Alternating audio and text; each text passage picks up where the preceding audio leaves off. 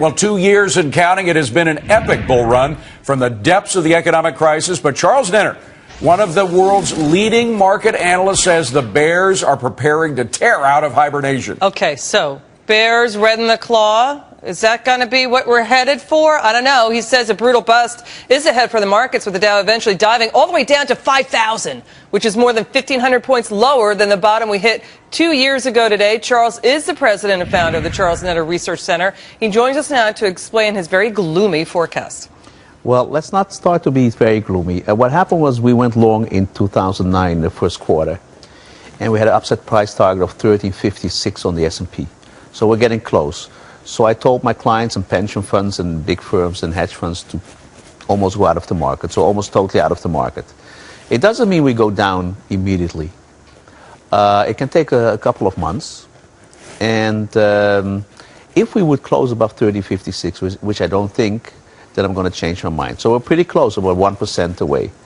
On the downside, if we close below 1307, we're getting in trouble. And as you know, I do cycle work that predicts if we're in an up move or a down move.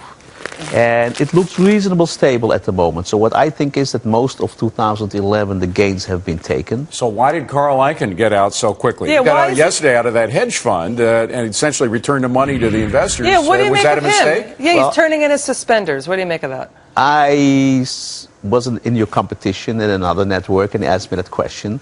And they said there is no other network, Charles. You should know that. Yeah, there what's is that none. about? They said. What are you talking about? They said that he said because he doesn't understand the macroeconomics anymore. So tell them, give me a phone call so we can continue. But that's if I don't know. So he's out too soon, is what you said? No. But he says I don't understand what macroeconomic what's going on.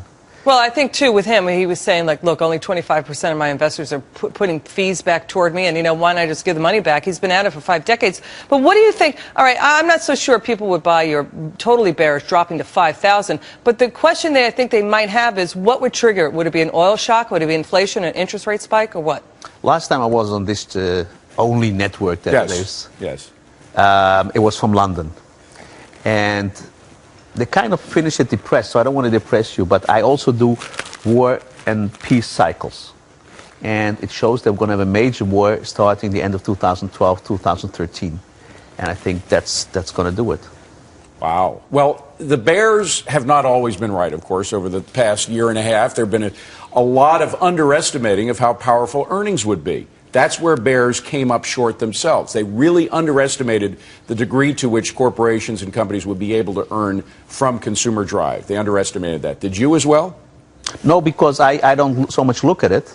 I just look at my targets. I developed a system that tells you the dates that things are going to happen and the targets. So we went long around 700 on the S&P. And we set the targets at 3056. So then, but aren't your targets influenced at all by consumer demand and in fact the corporate profits? Let me put it this way: who was buying the first quarter of 2009? People who understand what happens with dynamic markets. Yeah, but David's point: do you consider corporate